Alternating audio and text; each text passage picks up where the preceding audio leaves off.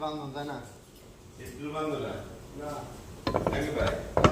স্কুলের জন্য 25 লাইসেন্সের জন্য 5000 না 200 নষ্ট না 6000 রিয়াল গ্রাম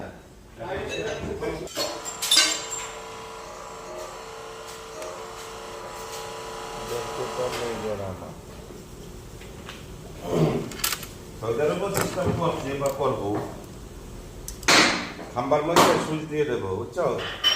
তুমি যে রাস্তা পারাইবা সুইচ দিয়ে দেবো তুমি ইশারা দেবে ইশারা করে ওরা রাখবে